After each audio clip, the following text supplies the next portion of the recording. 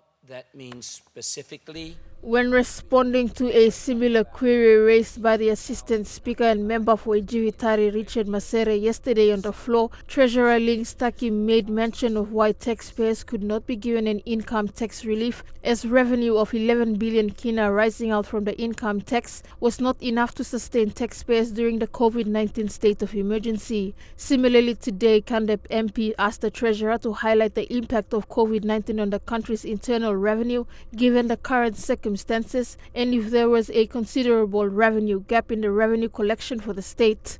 If there is considerable revenue gap in the revenue collections for the state, how will the government bridge that gap? Will it bridge the gap either by expenditure cut or an increase in revenue through other means, for instance, more borrowing?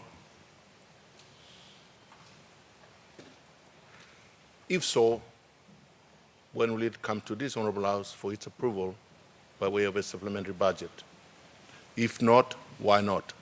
The Treasurer responded, stating that there is a significant impact on PNG's revenue as a result of the worldwide pandemic, further highlighting the forecast of revenue figures, adding that there is a revised number for the decrease in revenue. What that means specifically, if we look at the breakup of our 14,095 billion in revenue, we'll see that tax revenues forecast this year sit at 11,308 million kina, so you'll take off 2,222 million from that figure, and you'll end up with about 9,086 billion kina.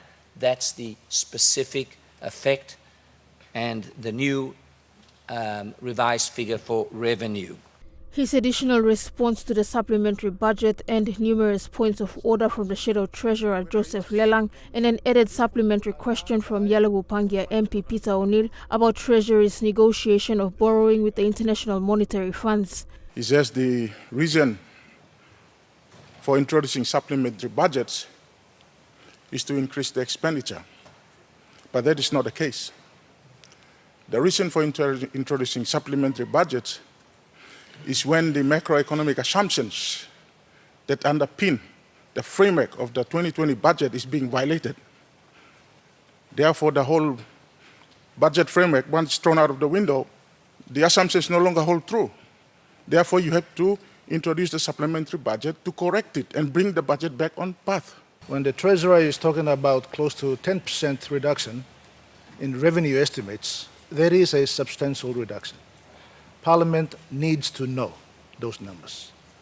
But in addition to that, Mr. Speaker, my supplementary questions are that this government came into with a promise to the nation that there will be no more borrowings.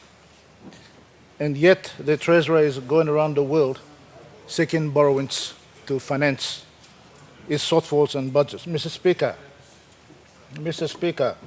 let me say, can the Treasurer confirm that the discussions that he is having with IMF? A detailed response into the particulars of the supplementary budget that was supposed to be outlined in the Treasurer's ministerial statement earlier today in Parliament's afternoon session was later pushed to tomorrow's session due to time limitations. Annette Kora, National EMTV News. Billion in revenue